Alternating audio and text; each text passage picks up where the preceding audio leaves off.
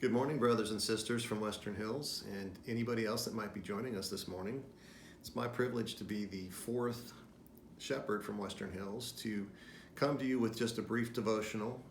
We just felt like it was very important to stay connected with the flock during this time of separation from work and from family and from friends and from our congregation.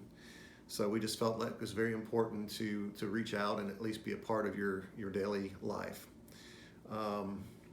We all know that there's a lot of change of routine right now, feelings of isolation, and those feelings can cause fear and anxiety and stress. And so I chose this morning to read a passage from, or an excerpt from, the book called The Stress Factor, Finding Rest in an Uneasy World. And it begins with a passage from Jeremiah 17, verses 7 and 8. But blessed is the man who trusts in the Lord, whose confidence is in him.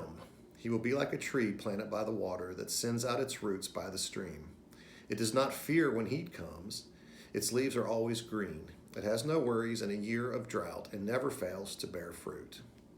In 2007, Hualpaca Indian tribe unveiled the Grand Canyon Skywalk, a sightseeing bridge that juts out over the canyon. The site is near Kingman, Arizona. If you go, you can walk out on the horseshoe-shaped bridge and take in the gorgeous canyon views. The skywalk was built on the edge of the canyon, then rolled out into place. It extends 70 feet over the edge, 4,000 feet above sea level, and between 500 to 800 feet above the canyon floor. It is the largest cantilever glass bridge in the world. You heard that right. It's a glass bridge. When you walk out on the bridge, you will look down at your feet and see nothing below them, with the exception of dirt and some very hard rock a little less than 1,000 feet away. The Skywalk's builders made a point of trumpeting the soundness of the structure. They will tell you that the floor is four layers of St. Gobain low iron glass wrapped around what's called sentry glass. It was made to withstand 100 pounds per square foot as well as the heaviest of wind forces. They assure you that the structure is completely safe. Some even take a perverse joy in walking out on the bridge amongst the latest group of tourists and jumping up and down. We're talking about a glass bridge 800 feet above the floor of the Grand Canyon. It is said that many arrive at the site with the intention of walking out onto the bridge, but think again and stay in the Skywalk's Welcome Center. Other brave souls venture out.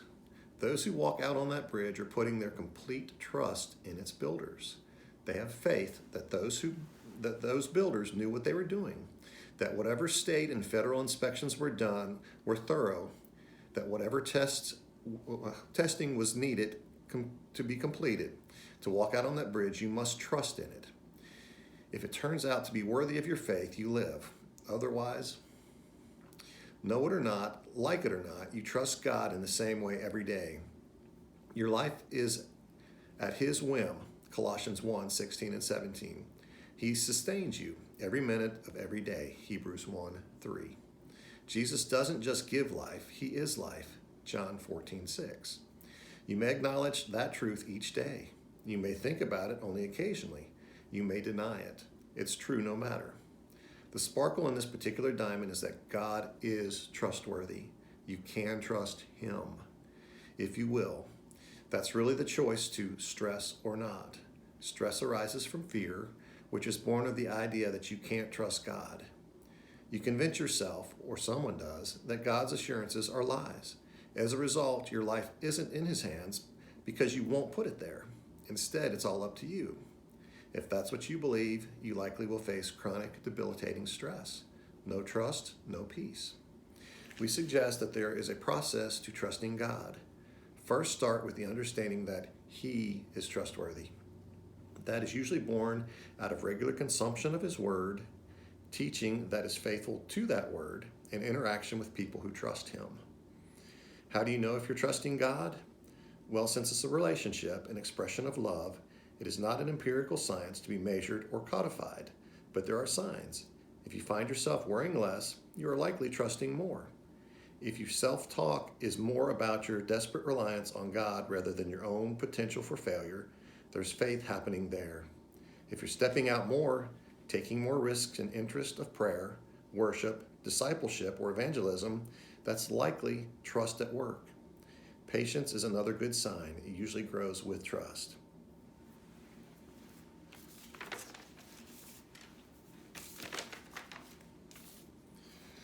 So in this time of uncertainty, I just encourage you to be like the people that walked out on that glass bridge, that you have to trust that the builder, and in this case, God is our builder, you have to trust that they are in charge and they know what they're doing. And I don't think that God expects us to understand why things happen the way they do, but I do think that He expects us to put our faith in Him and believe that He is in control at all times. So I encourage you to spend time with your families, spend time in prayer, spend time working on your faith, and we look forward to the time when we can come back together and just be face to face. But until then, God bless you and take care.